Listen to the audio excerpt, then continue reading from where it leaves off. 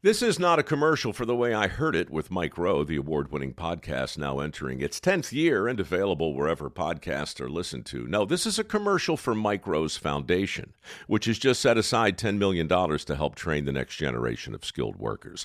That money is available right now at microworks.org. It's waiting for anyone who wants to learn a skill that doesn't require a 4-year degree.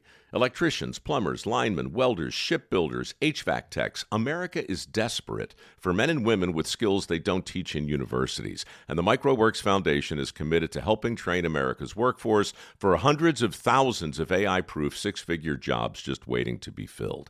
Apply today for a work ethic scholarship at microworks.org or support our efforts with a donation of any size. We're closing America's skills gap one job at a time, and we could use your help at microworks.org, MIKEROWE works.org. Welcome to the Wired for Success podcast, your show for ambitious, mission-driven entrepreneurs who want to build million-dollar businesses without sacrificing their health, relationships, or happiness, who understand that in order to build their empire, they need a solid foundation, and that the more they are thriving, the more their business is thriving too. This show brings you the very best from science, self-development, and entrepreneurship to set you up for sustainable success. Hi, I'm Claudia Garbutt, the scientist turned mindset and high-performance coach for entrepreneurs, and I help you get wired for success.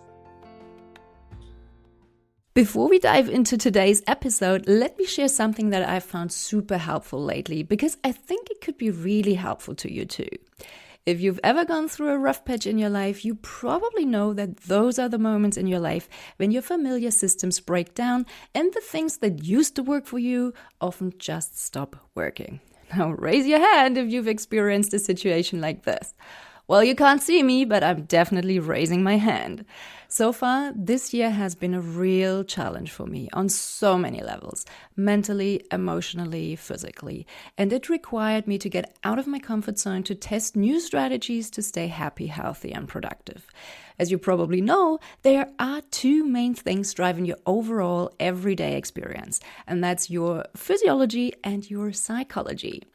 And what I've seen happening a lot is that people who are going through a stressful time, they're often focusing on only one of those two pillars and are wondering why things don't improve.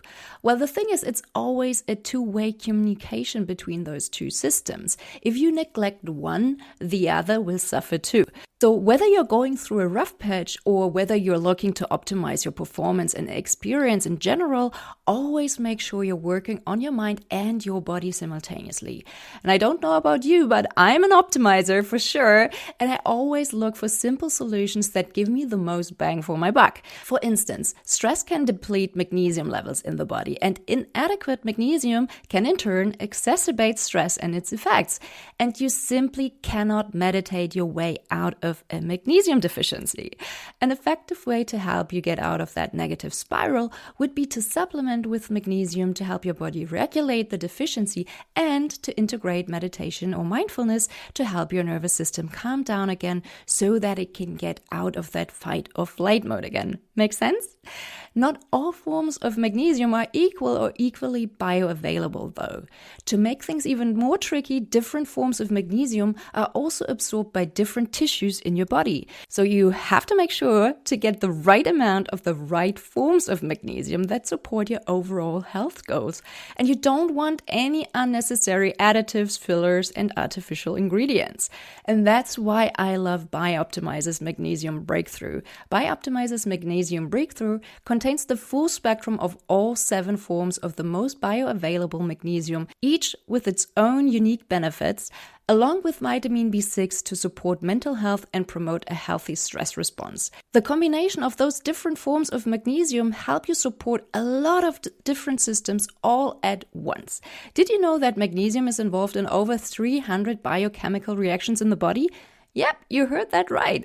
From energy production to muscle function, digestion, heart health, sleep, and even mood and cognitive function, magnesium plays a crucial role in keeping us ticking. I'm taking 2 capsules in the morning and sometimes another one in the evening before bed if it's been a particularly stressful day and I need to help my body calm down and relax, and it really makes a difference. But we all have to run our own experiments to see what works best for us.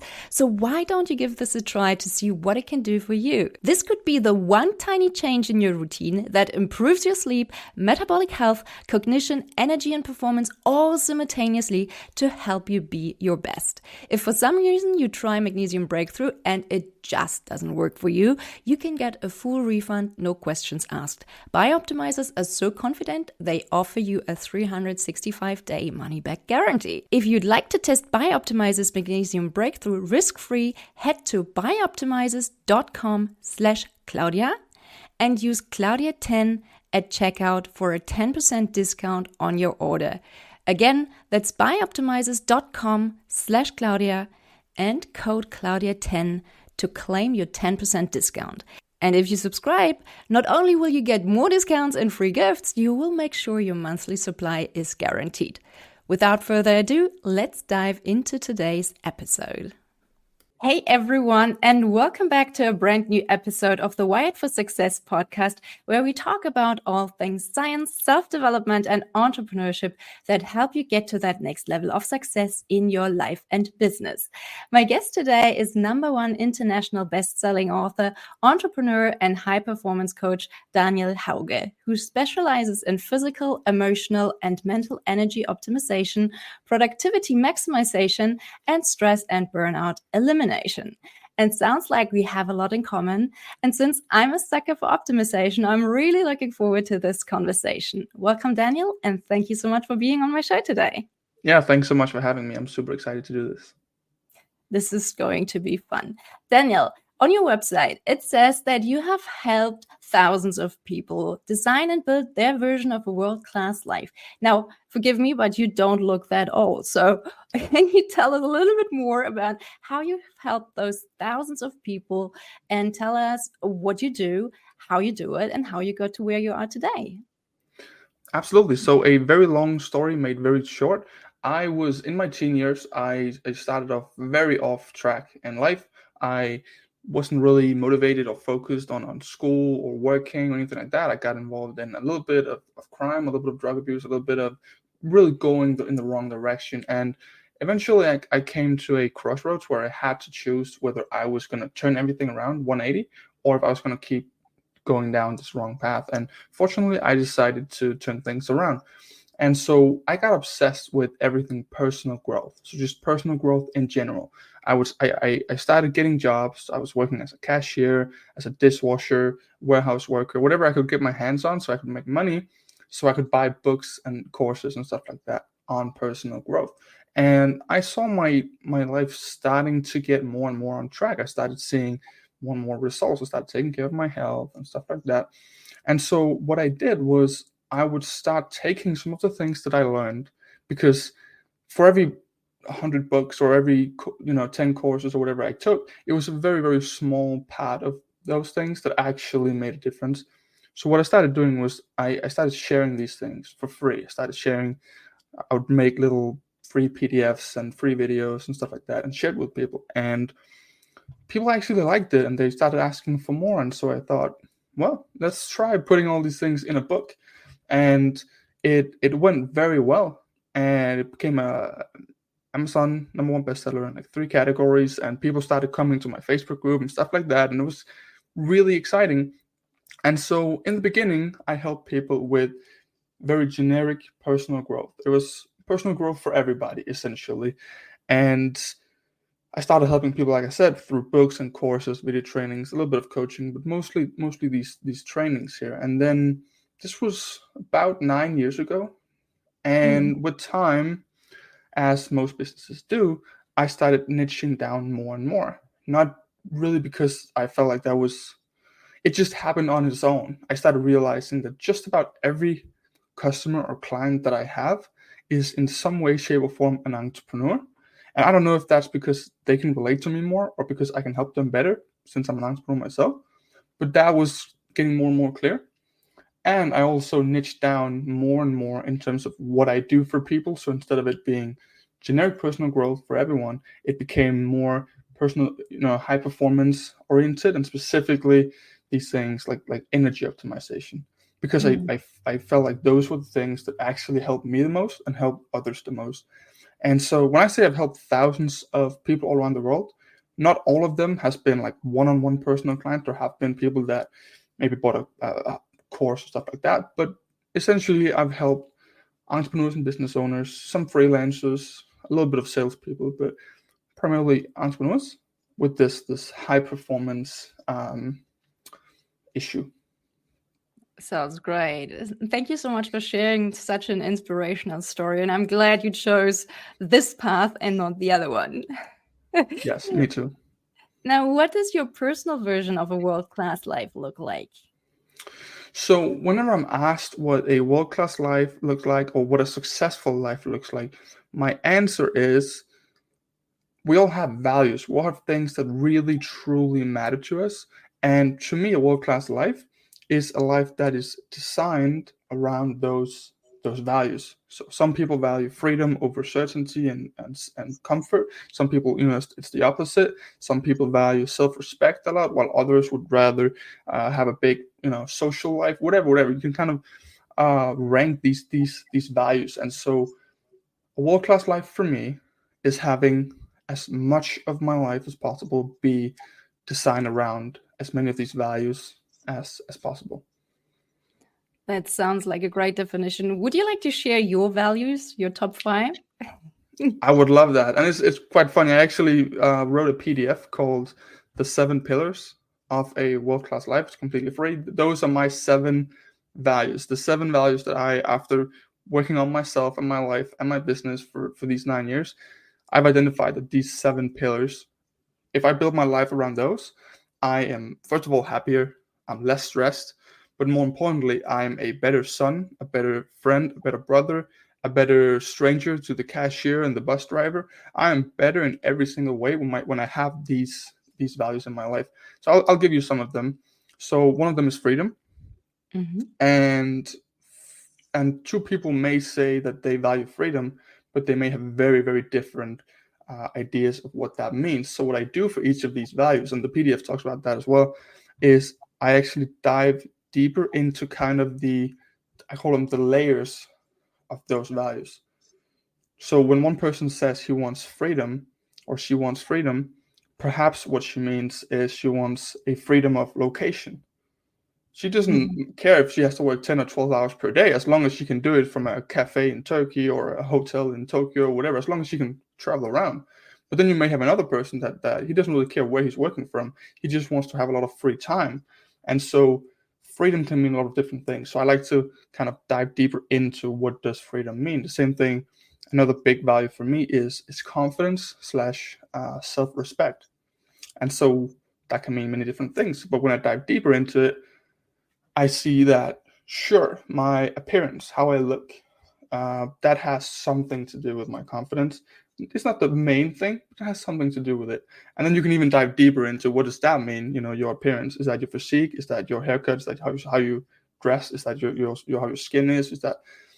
So you can actually dive really, really deep into what it is that you're looking for.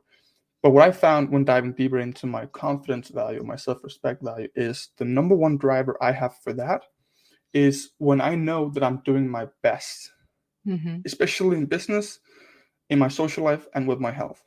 If I'm doing my best, that kind of fills up my self-respect value, which kind of fills up my overall quality of life value. So essentially what it looks like is I look at my life, I go, okay, so I want to improve something about it. Then I look at my pillars or my values. Let's say I want to work on the self-respect one. And then I dive deeper and I say, okay, is it, me not doing my best that's going on right now? Is it how I look? Is it how I perform socially? What is it about my confidence that's not up to par right now? And then this way you can go in with like surgical precision and really pinpoint and go, this right here, if I can get this from a 4 to a 7, or if I can get this from looking like this to looking like this, it will improve this value which will improve my overall quality of life. And then we just keep doing that, right? Keep working on the weakest link or the highest kind of leverage thing we can work on. Right. And I like what you said about just focusing on doing your best, because that can look different each day, right? So someday you might just not feel great. For me, today is one of those days, for instance, but then you still can do the best you can do on that day. You don't have to compare yourself to your best day. You just take it, you just work with what you have and go from there. So why do you think that most entrepreneurs actually are the bottlenecks of their own business? Can you share maybe a client story to illustrate that point? Absolutely. So first of all, I would like to say I've been in business now for 9 years. I've tried a bunch of business models. I wouldn't say I've tried all of them, but I've tried a lot of online business models. And what I realized is you can make a lot of money and have a lot of success with webinars. You can also have a lot of success with coaching, with book funnels, with software, with agency. You can have a lot of success and make a lot of money and help make the world a better place in a gazillion different business models. Same thing for things like your marketing vehicle. I realized you can bring a lot of leads in by cold calling.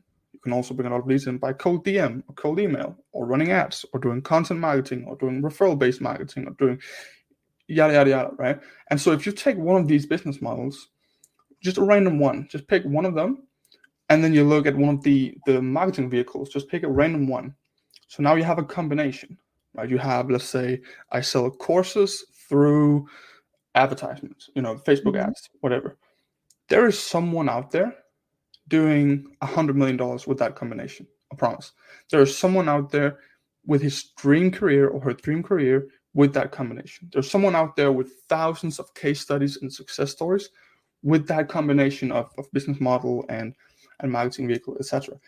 Yet, for most of these combinations, most people will either fail in their own definitions or by like peers' definitions. They will either not get a single sale or they will hit a plateau that is below what they wanted to hit when they started the business. And when you see things like the ClickFunnels group, where I don't have the stats, so don't quote me on this, but it's something like only 3% actually make 10K or whatever. It's something like that.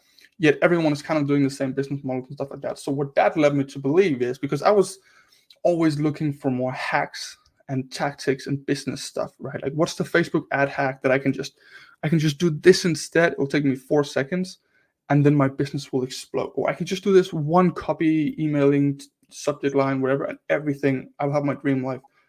What I realized over time is it all works, and in a way, none of it works. It's the person behind it, whichever business model, whichever marketing vehicle, whatever it is, it's the person behind it, his or her mindset, his or her ability to actually execute when things get hard. It's the person's ability to focus, stay consistent, have a high enough output, meaning there's actually a result when we're working. There's actually something happening, something moving. And so I just realized that is the ultimate bottleneck, especially for people that are like below, I don't know, 100K per month, 200K per month, stuff like that. It's very, very much the entrepreneur, the business owner that is the bottleneck. And that sounds harsh, but it's also very, very, what's that called in English? It's very like, gives you a sense of freedom and control, because now it's in you, now it's you, right? And I think that's a beautiful thing, because if it was something else, now it's difficult to fix. But if it's you, I think that's a beautiful thing. Yeah, right. It's empowering.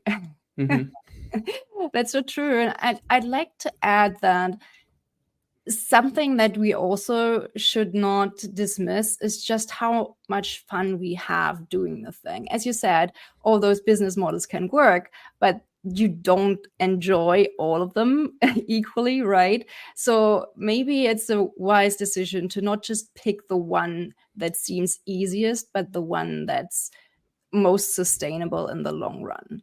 Because I think that's also something that often goes wrong, right? 100%. I've seen people that they come to me and they have every stress symptom in the book, and they're not really growing or scaling as much as they would like. And I asked him, about the structure and about his or her day to day, stuff like that.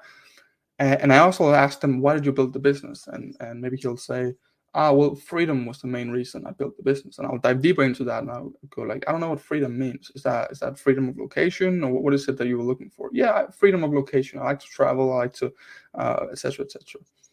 And then I look at his business and I go, but it looks like you've built an office culture that requires you to be in the office 60 hours per week. That's the exact opposite of freedom of location. So what happens now is you look at your business consciously or subconsciously as the thing that's taking your main value away from you on a daily basis. You'll start seeing your clients as the main things that are keeping you from the number one thing you want in life. You start seeing your team as people that are actively working on a daily basis to take away the number one thing that matters to you. And so that's what I see especially when I'm on like strict business podcasts and I talk about stuff like this. A lot of people want the business tactics, the business hacks. And when I talk about these values, stuff like that, people can sometimes feel like it's a bit woo-woo or a bit intangible. But the results, first of all, in terms of like stress, burnout, stuff like that, but also just in actual revenue growth, if your business is misaligned with your strengths, with your weaknesses, with your values, with what actually fires you up, and like you said, what actually makes you have fun, it's just a lose-lose situation for everybody involved. Yeah, that's so true. You're not in flow. You're always fighting against this inner resistance, and that just drains your energy. Now, while we're at this, so why do you think optimizing the physical aspect isn't always enough? I mean, I wholeheartedly agree, but I'm just curious to hear your perspective and experience and just the holistic view. Absolutely. So I would like to, just before I answer that, I'd like to say why I started switching from, I still do time management, stuff like that. I think it's an important thing. But why I swapped from putting all my focus and efforts into time management for me and my clients to now focusing actually even more on energy management. I saw this interview with this guy, and he was kind of like this bigger than life, I have it all guy that I really respected. He was a huge executive. He had a wife, 4 children. He had gigantic charity, and he was still coaching soccer on Sundays. Incredible. And the interviewer asked him, how do you manage your time and all these things you're doing, and you're incredible at all of it, and you're performing, etc. How do you manage your time? And he said, time, that's the easy part. The tricky part is managing your energy. If you have the energy, you'll have the time. And for a lot of us listening to that, we'll go, no, you don't know my schedule. I actually don't have time. And that might be true in some cases. But when I started looking at my calendar, I noticed that a lot of my time was wasted because of a lack of energy. So I felt like I didn't have time, but really I didn't have the energy. So back to your question, energy, that in the way that I look at it, is physical, which we kind of know how to fix that, right? There's sleep, there's diet, there's what you eat and what you don't eat. There is cardio, there's resistance training, there's things like stretching, there's having a blood work done, breathing properly, stuff like that. I recommend all of that. It's great. But there are definitely scenarios where you're doing all of that and you're in shape, etc., but you don't feel great. You don't have that laser focus all day. You don't have that energy. And I've tried that many times where I feel like I'm a beast in the gym, but I don't feel good. And my clients feel like that sometimes as well. And so that will often be mental and or emotional. Now, the emotional energy we just talked about with the values, stuff like that, emotional draining can be if your business is misaligned with your values. It can also be if you're working with clients that really drain your energy. It can be if you and a team member aren't on the same page. Can also be outside of business, right? If you have your struggles like marital struggles or your stuff like that. So the emotional energy is a big part of it. And then the mental energy is very much about things like if your workflows and your kind of your priority hierarchies in your business, your time management, stuff like that, if that's a little bit chaotic, so you basically every hour of your day, you're not really sure what to work on or how or when, or am I doing what I should be doing? Maybe I should be doing this instead, but I'm doing this. And then when you're actually doing that thing, you should be doing the other thing, etc. Stuff like that. We can talk more about that in. Stuff like that can really drain us mentally, and it'll lead to distraction, procrastination, and burnout. So Yeah, I think that's so important because to me, it often feels like the physical aspect is actually the easiest part to fix because it's kind of obvious what to do. Well, maybe not obvious, but there are lots of things that you can test. You can experiment with your exercise routine. You can experiment with your diet and stuff like that. You can optimize your sleep, and then you usually see a huge improvement. But with the other things like the mental and the emotional energy, it's oftentimes so much harder to change there, and you have to find um, the methods and the tools that work for you, or you have to find a mix of them, and it's less obvious what could work for you. So that's always a little bit of an experimentation there, right? absolutely, and I agree with you that the physical one is the easiest one, and it's also the fastest one, because Yeah. everyone listening to this today, if you've been dehydrated for months or for your entire life, you've been dehydrated, you can quite literally stop the dehydration today. Like, you can just drink enough water today and it's kind of fixed. Same thing with your sleep. If you had a sleep debt build up, you can fix that in a few days. And same thing with like your cardio, your resistance training, stuff like that. You can very, very quickly basically solve all of the things. I wouldn't recommend solving all of them at once. I'd recommend picking one, building a routine around it, etc., and then moving on to the next. But the physical you can fix very quickly. And so for some people that will be a little bit of a low hanging fruit. So it is sometimes the first thing I'll work on with people. But the mental and especially the emotional thing is a bigger issue. It's a lot easier to say I'll drink more water today than it is Mhm. to say this business I've built for the past 8 years, I have to completely redesign from the bottom up. That's a very different project. Absolutely. Now, you believe that entrepreneurs should think of themselves as athletes and optimize their performance accordingly. So, what does that actually look like? That's a great question. So what I see is when an athlete gets his sleep or gets her sleep, and they make sure that they're in the perfect state to perform, right? They take their sleep, they listen to their coaches, they have a bunch of different coaches that all in some way, shape, or form help them perform. They eat well, they exercise, they meditate, they do all these things. Everyone is like, yeah, obviously he wants to perform. He's about to play in the Super Bowl or NBA final or whatever. Of course he wants to put himself in a position to perform. It wouldn't make sense in any other way. And some of them are spending like $2 million per year just on themselves. And no one bats an eye, because of course they do.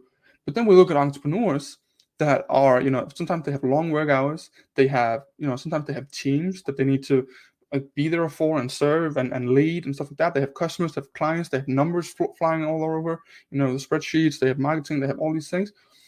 And just like we talked about earlier, I believe that especially for businesses that are like below 100K, 200K, 300K, before you get like really big teams, a lot of the success of the business, just about everything, is either completely hinging on the business owner or it's like indirectly hinging on the business owner.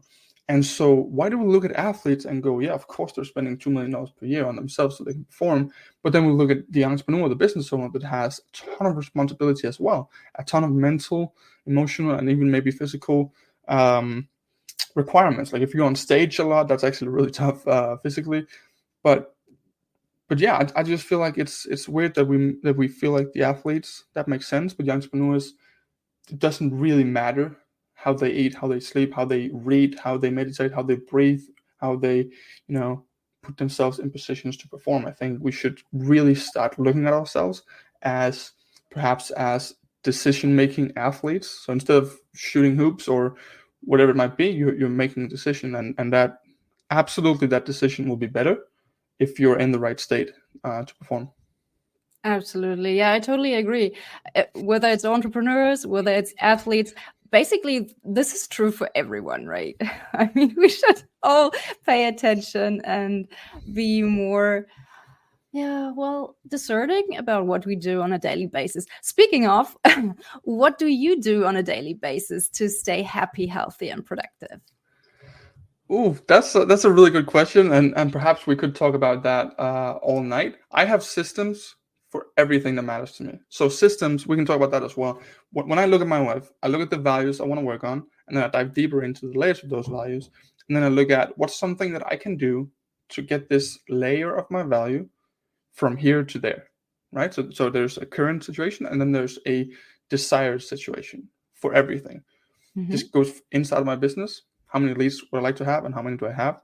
It also goes outside of business. How would I like my physical health, and how is it currently? So when you know those two points, there's a gap, right? And that can be uncomfortable. And that's why people don't want to do this value clarity work, because a gap emerges, and that can be uncomfortable. But I identify activities that close that gap. And these activities you can find on Google. If you want to build more muscle mass, you can Google your way to that in 10 seconds. If you want to get more leads, you can Google yourself to 80 different ways to get more leads. So the activity itself is very accessible. The information itself is accessible. And then what I do is I build a system around that activity so that I know whether I'm motivated or not, whether I feel good or not, whether I have the willpower or not. When I go to bed tonight, I will be further toward my ideal situation than I was when I woke up. And as many of these systems as I have, the better, in my opinion. And so, from the second I wake up, I have systems for, first of all, I drink a lot of water, because hydration is a big part of my physical energy or my physical health. My physical health is a big part of my health. My health is a big part of my overall quality of life. So I drink a lot of water when I wake up. I will get some sunlight. I will go for sometimes a run, sometimes a little bit more of a walk. And then I'll get straight to work. I found that if I get to work quickly, I kind of get a feeling of being ahead of my day, which is awesome. And I kind of ride that momentum. I have either weightlifting and or martial arts in the afternoon. I have a good dinner, and then I have some evening routines as well that kind of prepares my next work day, but also prepares me for sleep. And because I'm a freak with these systems, I really, really enjoy them. I have even some systems for like my personal life. I understand how busy I can be, and so I also understand if I don't plan seeing my family, seeing my mother, seeing my little brother, and going back home and having a good dinner at home, I'm not going to do it. It's going to happen way too rarely. And so every Sunday, I have dinner with my mother and my little brother, and it's beautiful, and it just happens, and it's very freeing, because if I didn't have that system, every single day I'd be like, oh, I should really plan a time, to have dinner with my family. But now I don't think about it at all until like 1 hour before I leave, and then, because it's just dialed in, I know it's going to happen. And that's really how my life is, for my health, for my social life, but also for everything in my business. I know that the leads will take care of themselves because I have systems for that. I know I'll get on podcasts just like this and have amazing conversations because I have systems for getting on them. I know that I'll, so these systems are very freeing. I feel when people hear me talk about these, I feel people think it's the opposite of freedom. It's something that's very grueling and something that's kind of like binding you. But for me, it's the opposite. Me knowing no matter what, I'll be closer to my ideal situation in like 26 areas of my life tonight compared to when I woke up. I didn't have to make a single decision. I didn't have to fight myself a single time. It just happened. That's so beautiful. I'm with you on this one. I love a good system because it just frees up so much mental space. And I love a good system. So how do you develop a good system? How do you start? I mean, oftentimes you will have to experiment and adapt, right? So do you have a process for developing your perfect system? Yeah, so like I said, I'll look at my life, and I'll look at the value, then I'll look at the layer of that value, and then I'll see kind of the current situation and the desired situation. I'll find an activity that bridges that gap, and then once I have that activity and I'm looking to build a system around it. And by the way, let's very quickly talk about why the system is good. I feel that a lot of people, when they start going to the gym, for example, they will say something like, I'll go to the gym when I feel good and when I have the time and when the stars are aligned perfectly and everything's set up. Problem with that is it becomes inconsistent, right? But a system is saying, I will lift weights for 40 minutes on my way home from work on Mondays, Wednesdays, and Fridays. That's a system. It becomes habit faster, and also there's less of a decision, and it's just a really, really cool aspect of it. So anyway, when I build a system, I identify one of these activities that I believe if I do this activity, it will get me closer to my ideal outcome. So if it's having more leads, it could be setting up an outbound system, could be doing, setting up ads or whatever it might be. There's an activity where if I do this, I get closer to what I want. Now I build a system around it, which essentially is how am I going to perform this activity? When am I going to perform this activity? For how long am I going to perform this activity? If there's a team member involved, who is involved and in which capacity, etc., etc. So first of all, clarity is very big. And then I recommend starting very, very, very small. Like starting so small that there's no chance you're not gonna do it. So if you want to start reading about personal finance at night before you sleep, start with like half a page per day. And if you want to do more, you can do that, but just have like the minimum. I will read at least half a page, and then that's it. Because what I've found in and out of business, the easiest thing in the world is to scale something that is fully dialed in. Something that where you're already in motion with and it's dialed in, and it's time to just do more. That's very easy. The difficult part is getting started. The difficult part is dialing it in. And so I would recommend starting very, very small, dialing it in, then scaling it. And then once you kind of scale it up, now it doesn't require any willpower, motivation, or anything like that anymore. Now you can go back to kind of your spider web or whatever of your values, and you can point at a new thing you want to build a new system for. But how often do you evaluate your new system? Say you've just built a new system to bring in more business leads, okay? Now you have to see if your system is actually doing what it was supposed to do. So how often do you evaluate, and how do you judge it, or decide whether it's a good system or if it needs tweaking? Yeah, I love it. So I mean, not to go all systems crazy here, but I would have systems for evaluating. So what I mean by that, is if I'm running ads, I would have systems for when do I look at them, like when do I manage them. So at least once per day, I'll go in and I'll look. So I'll have systems for that, but I'll also have systems for what am I looking for, right? So what are the KPIs? I think KPIs are very cool because oftentimes if you have something, especially in business, and the overall thing is not working, let's say there's like 8 steps in, people seeing your ads, then downloading your opt-in, then buying an ebook, and then buying your course, and then becoming a client, etc., whatever. It may be that there's just one of those steps that's not working, right? So I like KPIs a lot.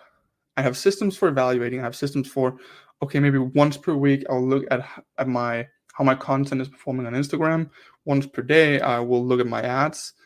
Maybe once per month I will look at this other thing. So I have systems for evaluating, and I know exactly what I'm looking for, so that I can see what kind of the and by the way, to answer your question further, you said sometimes these systems are not like perfect or performing right away. In fact, I would say they're never, ever, ever perfect. First of all, it's always like I want to get started with something that's so imperfect that it's ridiculous. And then as I'm moving, because you can't steer a harbor ship, right? So as I'm moving, then I tweak. So, but I think KPIs, I think clarity in general is really, really good. Know when you're going to look, know what you're looking for, and then know what you're going to do based on the result. But oftentimes that's kind of evident. So like if you have an 8-step process and it's step number 3 that is like completely below KPI, but everything else is all right, obviously we'll look to work on step number 3 first. Makes sense. Now let's talk about entrepreneurship in general. What are some of the most important lessons that you have learned about entrepreneurship so far? So this one's probably going to be a little bit harsh. And you don't have to use it the same way that I do. But one thing, the main thing I've realized is what I used to do for a lot of years was if I was working on something that had any relation to my business, I would call it working. That means if I was reading an article about 20 marketing hacks, I would call it working. If I was, watching a YouTube video about how you can be more productive in with your marketing, or whatever. If I could somehow say this has some benefit to me in the future in my business, then I would consider it working. The problem is right now, if you're listening to this right now as a listener, I'm willing to bet there is like 8,000 different things you could do for your marketing. Like you could tell your mother to go tell her neighbors about your product, right? That's something that would help your marketing, but it would be so little. And so the way I started looking at it is I can't just work on something randomly and then say, well, it will help my business in some way. What I'm doing now is, first of all, and this is where it's going to get a little bit harsh, but it works for me. I look at my business. You can use this for your life as well, but let's stick to business for now. And I look at what's the number one highest leveraged activity I can work on right now. Like what's the number one bottleneck in my business? Is it that I don't have enough traffic? Is it I don't have enough leads? Maybe the lead quality is low. Maybe I'm not. Maybe people aren't showing up to my calls. Maybe they are showing up, but they're not buying. Maybe they become clients, but they don't ever buy from me again. So retention is bad. What is it right now? That's my number one bottleneck. So if I'm not working on that, I'm not working. Right. So that means if my number one bottleneck is my closing rate and I'm reading about marketing, that's fine. That's cool. You can do that. I'm just not going to call it work. Like that's a hobby. That's something I'll do maybe at night before bed. That's something only fixing the bottleneck I will call working. And here comes to the next step of that, the next level, which is a little bit extreme. But once you've identified the number one bottleneck in your business, there's usually a number one thing you could be doing to fix it. Like I said before, if you don't have enough traffic, you could talk to your mother, to talk to her neighbor, or whatever. You could also like paint a sign and go down to the street and say, I sell vacuum cleaners or whatever. But there are ways that you can do it. There are ways that you can improve your traffic more, like better, a lot better, right? So, so anyway, what I've learned about entrepreneurship is we don't get paid for our time in the same way that we do in the corporate world. So it's not like, well, I was at the office for 9 hours, so I'll get paid for 9 hours. In entrepreneurship, you only get paid exclusively only for the value that you create, the results. So if I'm not doing the number one activity to fix the number one bottleneck that I have, I don't call it working.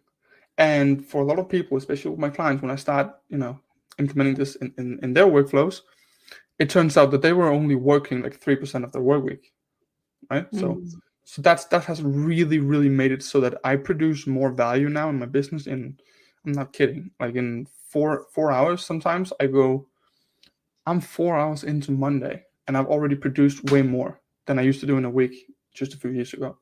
And that's because of this way of looking at it.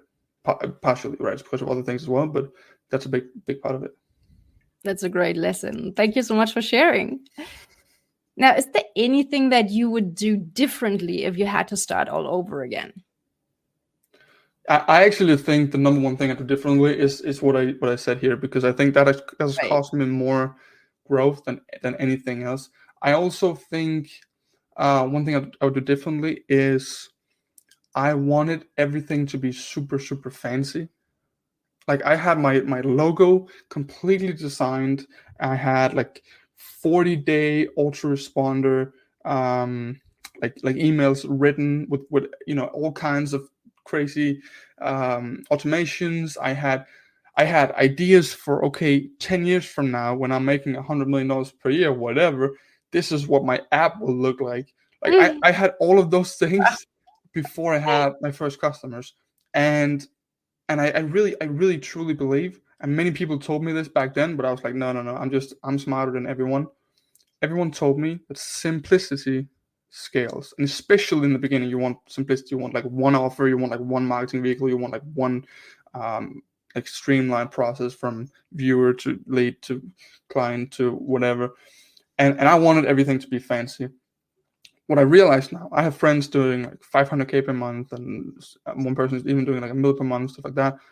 The more these guys, like the more successful they are, these guys and girls, when I look at how much better they are at business than me, they're always simpler than me. And then when I have clients that come to me and they're making 5K per month, stuff like that, is still getting the ball rolling, just getting started. They have like 17 different ways of marketing. They have 8 different products, and they have, so that's one thing I would do differently. I would really, really, really like dial in and simplify, and then become the best in the world at this way of marketing and this product and this way of delivering, instead of trying to make everything extremely like advanced. Keep it simple, as always. Yeah, it's so much easier said than done. 100%, absolutely. Is there anything else that you'd like to share with our audience today? I think I would just like to remind the entrepreneurs, the business owners listening right now, that first of all, it is possible to scale to absolutely just absurd heights while having your health, while having your relationships, while having, the ability to travel, and while, not being completely stressed and overwhelmed and burned out and all of that. So first of all, that's possible, but you probably know that because you've been listening to this podcast, stuff like that. So I just want to confirm that is absolutely possible. And second of all, it's not just possible. I really think it's like, even for your business, only if we were only to look at just revenue growth. So we didn't care about your feelings or how you felt or your health, your relationships. We didn't care about any of that. We just look at business growth. I still truly, from the bottom of my heart, believe optimizing your own performance would be the play. It would be a valuable move. Absolutely. So where can our listeners find you online if they would like to learn more about you or connect with you or work with you? Yeah, so I'll be honest with you. I've been hiding behind my company brand for about 8-9 years. I was always doing company website, company brand, company logo, company products, etc. I am now stepping forward as myself, as more of a personal brand. And so, especially because I want to do more like personal coaching, stuff like that, and I can't really hide behind a brand for that. So I've recently built an Instagram page where it's going to be just me. It's going to be daily content. It's going to be all of the the free stuff that I have. So the PDF that I talked about earlier, the 7 pillars of a world-class life, will be on my Instagram. There'll be free videos, free daily content. You can also DM me and with any questions, whatever you want to tell me. You can tell me you saw me on Wired for Success. That'd be awesome. But yeah, for just about everything you'd be interested in relation to me would happen on my brand new Instagram at I am Daniel Hauge. And I just created it, so you'll be there from the beginning of the journey. I think that's really cool. So yeah, I am Daniel Hauge. Fantastic. Daniel, thank you so much for talking today. It's been a pleasure having you on this show. Yeah, it's been great being here. Take care and talk soon. Bye. Thank you so much for listening to the Wired for Success podcast. I hope you've enjoyed today's episode. If you did, please subscribe, rate, and leave a review. That's a fantastic, easy, and zero-cost way to help the show grow. Just use the link in the show notes and make my day. Want more? For quick, actionable tips and insights to guided meditations and a side of biohacking, join my inner circle and get access to exclusive subscriber-only content. Again, just use the link in the show notes to join the tribe. Thank you for your support and see you on the other side. Take care and talk soon. Bye.